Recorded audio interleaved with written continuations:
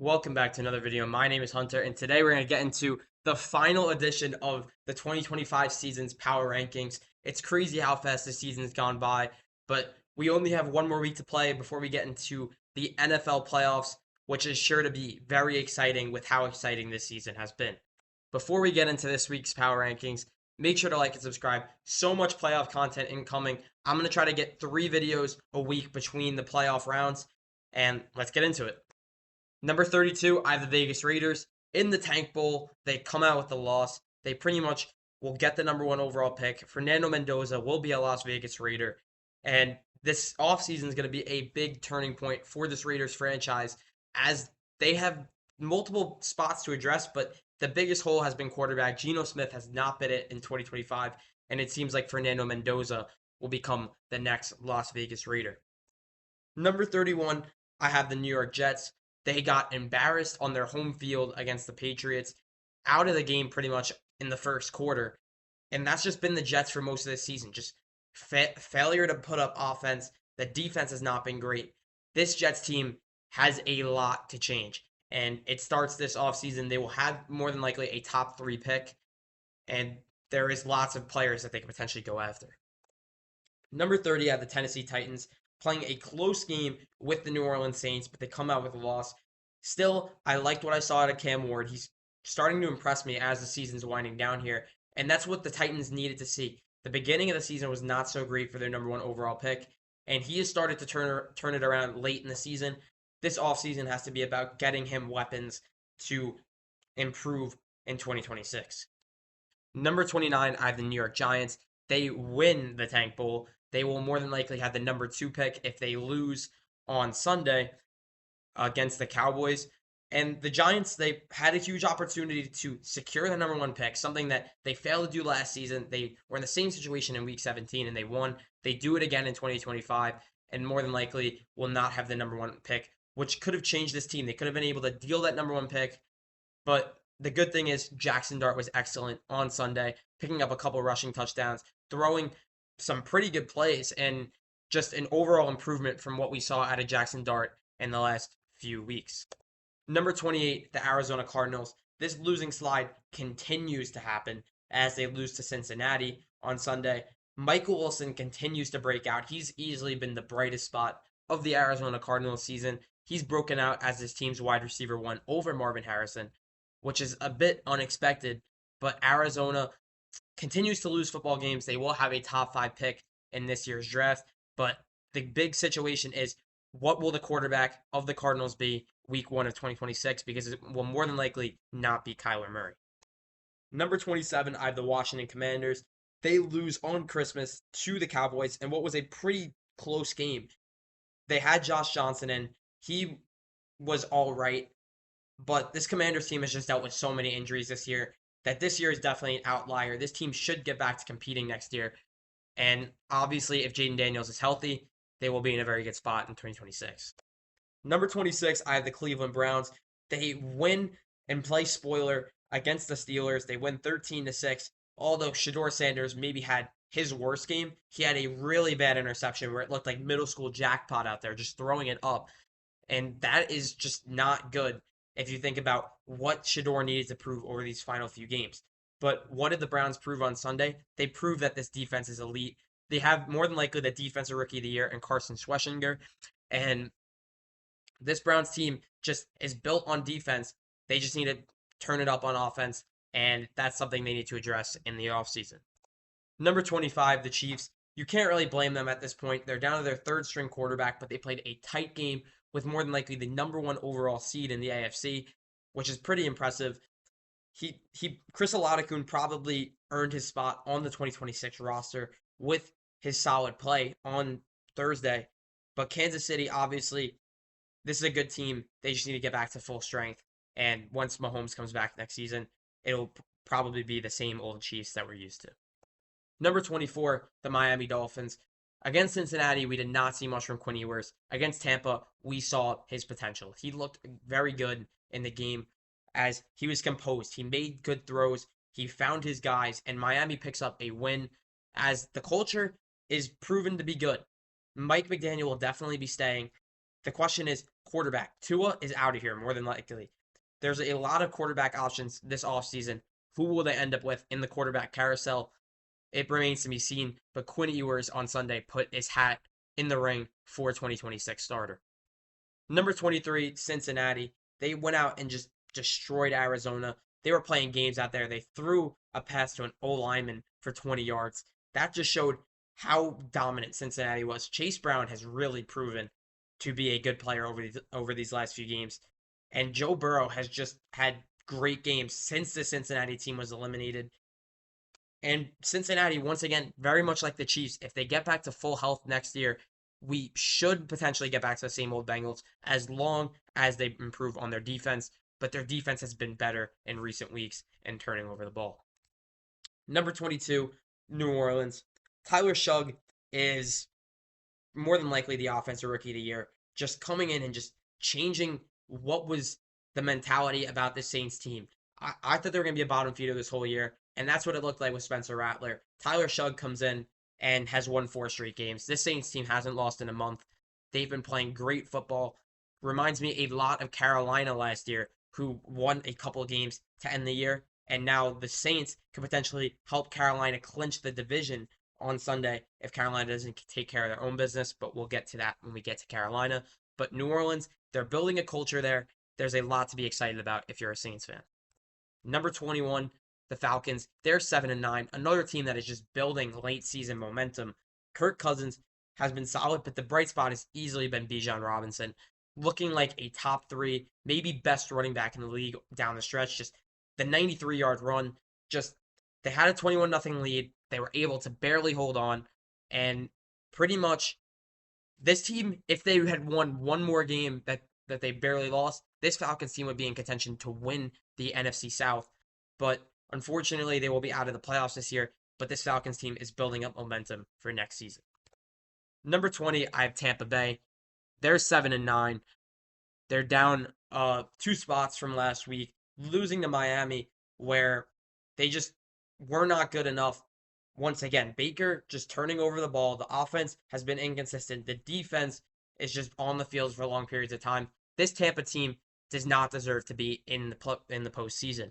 But luckily for them, their division is not great, and they have an opportunity to potentially get into the playoffs, where this team won a playoff round as recently as 2 years ago. And Tampa just needs to put together a complete football game on Saturday and then hope that Atlanta does not win on Sunday, and Tampa will be in a good spot as in terms of they made the playoffs. Let's see what they can do in them. Number 19, I have Dallas. They're 7-8-1. They're up 1 spot with a Christmas win.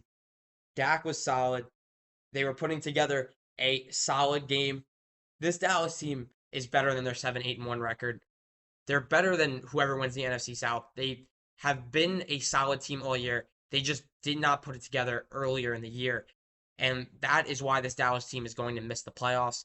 This offense has been stellar all year. And let's see if they can put a bow on the 2025 season on a positive note against the Giants.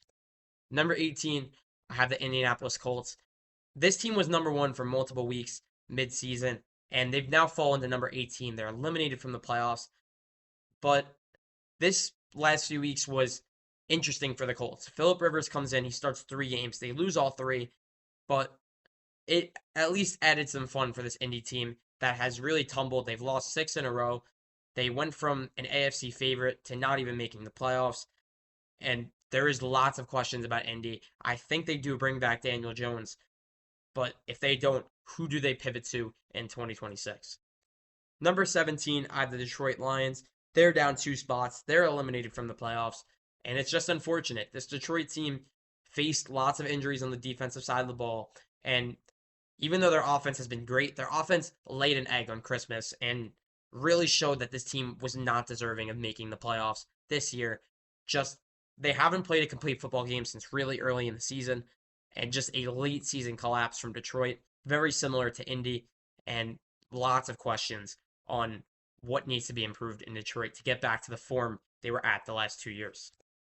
Number 16, I have the Minnesota Vikings. This is another team that is building up steam at the right time of the year. This team was 4-8. They were eliminated. They've now won 4 straight games.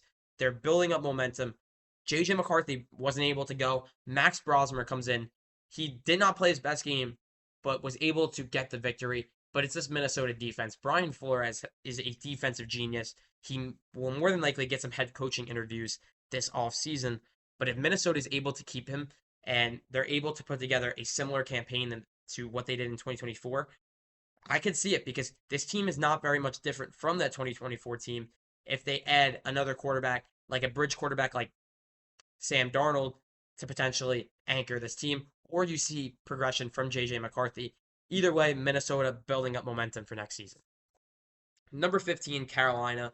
They go out at home on Sunday and are not able to beat one of the best teams in the NFL. It's unfortunate their offense did not do much in that game. They lost 27-10, but now they go into a win and in on Saturday. If you beat the Bucks, you are in the playoffs for the first time in 8 years. And this is something this Carolina fan base has wanted for a long time. Can Bryce Young, Ted McMillan, Rico Dowdle, that offense put together a game? And even if they don't win, Atlanta could potentially get them in with an Atlanta win. But I'm sure Carolina wants to take care of their own business on Saturday. Number 14, Pittsburgh, another team in a win and in scenario. They were winning in on Sunday, but they don't even put up a touchdown. They lose 13-6 to Cleveland in what was a woeful game. They had 4 attempts from inside the 10, and they couldn't convert a single one. And Pittsburgh now needs to beat Baltimore for the second time this season on their home turf. Can Pittsburgh do it? That remains to be seen. But this was the first bad Aaron Rodgers game in a little while, and we will see what we get from Aaron Rodgers in Week 18 on Sunday night. Number 13, I had the Green Bay Packers, just very unhealthy, very injured, and Malik Willis balled out, though. They lose this game by multiple possessions, but Malik Willis potentially earned himself a starting job in 2026 with how well he's played when Jordan Love hasn't been able to play. And the main question for Green Bay is, what will they look like in the playoffs? This team is very injured. They're going to be sitting their starters in Week 18. They're going to play Chicago or Philly. What Green Bay team will we see? Will they be able to pull off an upset? Although their momentum right now is trending in the wrong way. They've lost now 3 in a row. Number 12, I have Baltimore. Derrick Henry did not get the ball enough against the Patriots, and that was the big reason for their loss. They were pushed to the brink of elimination, and what do? You give Derrick Henry the ball over 30 times. He runs for over 200 yards, 4 touchdowns, just single-handedly beats the Green Bay Packers to keep your season alive. You get help from Cleveland, and now you have an opportunity to go to Pittsburgh, win a football game, and in maybe the worst Ravens season in a couple of years, get into the playoffs. And that's not much more than what they were expecting going into this week because Baltimore just needs to win. And will we get Lamar on Sunday? That remains to be seen.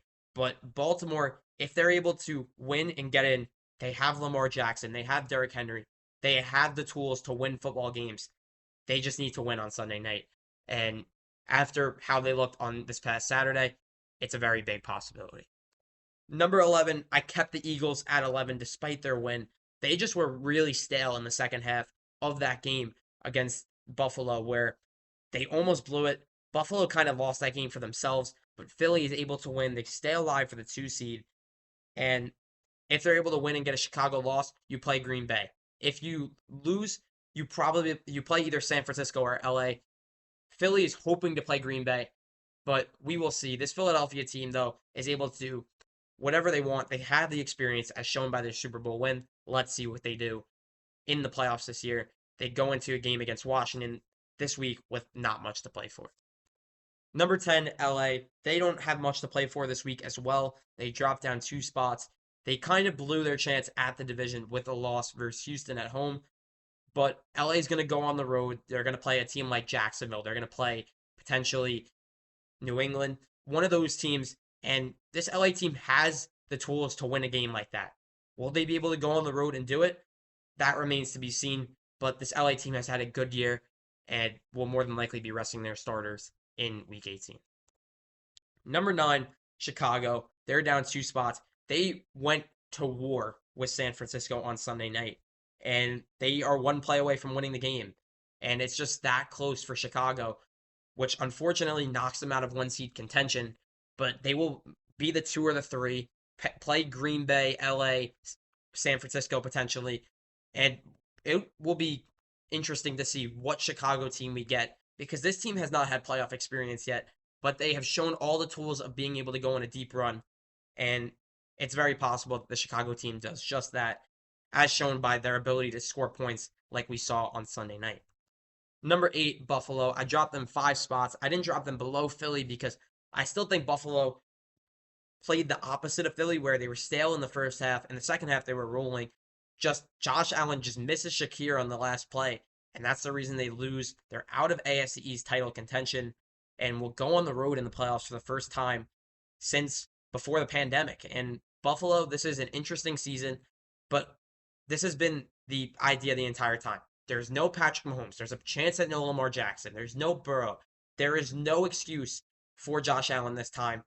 And he is going to like the adversity that they're facing. They're going to go on the road and they're going to have to win 4 football games to cement Josh Allen as a top quarterback in this league. And what we've seen from him in the playoffs over the past few years, it's definitely possible. Number 7, Houston.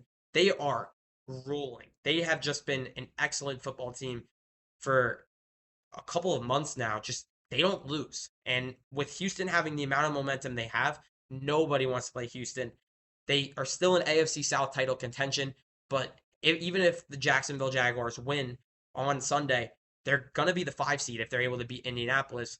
And Houston will go on the road as a 5 seed and probably be a multiple point favorite. That's how good this Houston team has been over the past few months, and a team that lots of people are saying has the potential to win a Super Bowl. Number 6, San Francisco. They're 12-4. I'm on San Francisco's train after Brock Purdy looked excellent. That was Brock Purdy's best game in a few years now. And I said that last week. Brock Purdy is just continuing to impress me week to week since he has come back from injury and looks like the quarterback he was when that San Francisco team went to the Super Bowl. And the Niners are an interesting team.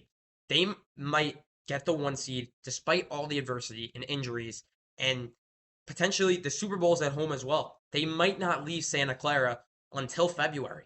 And that's an interesting storyline to watch with San Francisco. This team is very good and has an opportunity to get a first round bye on Saturday night. Number 5, I have the Rams. They've officially knocked themselves out of division contention, 1 seed contention. They will go on the road in the first round. And this Rams team is regressing at the wrong times. Matthew Stafford had his worst game of the season on Monday night, just not being able to do much in that first half. And once he started to move the ball, it was too late. And if you do that in the playoffs, you're going to be out. And if we get Matthew Stafford that we've seen for months of this season, this Rams team has a chance to win every football game that they play. But if we get the Stafford we saw on Monday night, it'll be hard for this Rams team to win. And they will more than likely sit their starters this week, and let's see what they roll out with in the postseason. Number 4, Jacksonville. They're still in 1 seed contention. They're a win away from clinching the division. The only thing that stands in the way is the Tennessee Titans. And Jacksonville has just looked good. Although Sunday was not their brightest game, they didn't really do much until the second half when they had to. Jacksonville is still playing amazing football. They haven't lost since their bye week. Similar to Houston, this team is poised for a potential Super Bowl run. Number 3, Denver. More than likely your number 1 seed in the AFC.